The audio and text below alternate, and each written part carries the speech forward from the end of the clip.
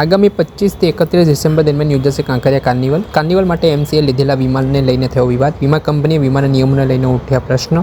જો મુલાકાતી કાયદેસર ટિકિટ સાથે કાર્નિવલમાં પ્રવેશ કરે તો જ મળી શકશે વળતર. બીજી તરફ એમસીએ કાર્નિવલમાં લોકોને વિનામૂલ્યે પ્રવેશ આપે છે. જો એમસી ટિકિટ નથી આપતો તો કેવી રીતે ઘટના સમયે મળી શકે છે વળતર. 45 લાખથી વધુનું પ્રીમિયમ ચૂકવી જુદા જુદા હેતુઓ માટે 5,000 કરોડથી વધુનો લીધો છે વીમો. આતંકવાદ, ભૂકંપ, આગ સહિતના હેતુઓ માટે આ વીમો લેવામાં આવ્યો છે. આ મામલે શું કહી રહ્યા છે સ્ટેન્ડિંગ કમિટીના ચેરમેન દેવાંગ દાણી, તેમને સાંભળો. 5,000 કરોડથી વધુનો વીમો લેવાનો છે, પરંતુ તેની જે એક શરત હતી વીમા કંપનીએ રાખેલી કે વ્યક્તિએ ટિકિટ લીધેલી હશે તે જ દાવો કરવા માટે લાયક ગણાશે. બીજી તરફ આપણે વિનામૂલ્યે પ્રવેશ આપે છે કાર્નિવલમાં, તો આટલી મહત્વની પોલિસી નક્કી કરતા પહેલા તંત્રએ કઈ રીતનો નિર્ણય કર્યો? શું કોઈ સંકલન નહોતું થયું? અમદાવાદ મહાનગરપાલિકાની અંદર અટલજીના જન્મદિવસ નિમિત્તે 25 ડિસેમ્બરથી કાંકરિયા કાર્નિવલનો શુભારંભ થાય છે.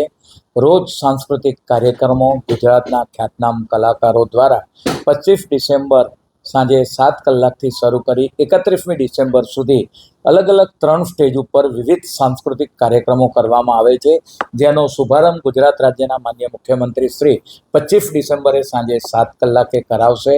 કાંકરિયા કાર્નિવલ અને ફ્લાવર શો જે આગામી સમયમાં શરૂ થનાર છે, જ્યાં પબ્લિક ગેધરિંગ થતું હોય છે, ત્યાં મહાનગરપાલિકા દ્વારા આ વાત કરીએ કે પબ્લિક ઇન્સ્યોરન્સ પણ લેવામાં આવતો હોય છે. The Orient insurance company limited પાસેથી આ વખતે 5,000 કરોડનો ઇન્સ્યોરન્સ વીમો જે લેવામાં આવેલો છે, તો ખાસ કરીને કોઈ આકસ્મિક કોઈ ઘટના, ફાયરની ઘટના અથવા તો અન્ય બીજી ઘટના ના બને એ માટે પબ્લિકના રક્ષણ માટે આ ઇન્સ્યોરન્સ લેવામાં આવતો હોય છે. તેની અંદર જે ક્લોઝ રાખવામાં આવી છે, ચોક્કસ એ ક્લોઝને કંપની મહાનગરપાલિકા તેને દૂર કરવા માટે જે ઓરિયન્ટ ઇન્સ્યોરન્સ કંપની છે તેની સાથે ચર્ચા વિચારણા કરશે.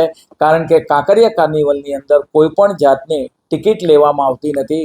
તમામ માટે આ મનોરંજન કાર્યક્રમો રોજના 2 થી 3 લાખ 5 લાખ સુધી અલગ અલગ 3 સ્ટેજ ઉપર લોકો જ્યારે આવતા હોય અને એના જે વીમાનું પ્રીમિયમ મહાનગરપાલિકા દ્વારા 3,90,000 જેટલું જે ભરવામાં આવ્યું છે, એમાં કોઈ પણ જાતની શરત ન રહે એ માટે ચોક્કસ કંપની સાથે રજૂઆત કરવામાં આવશે.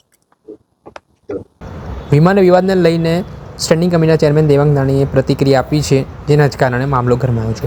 દર્શક મિત્રો, આવા જ વિડીયો જોવા માટે અનકવરેજ ન્યૂઝ જોતા રહો.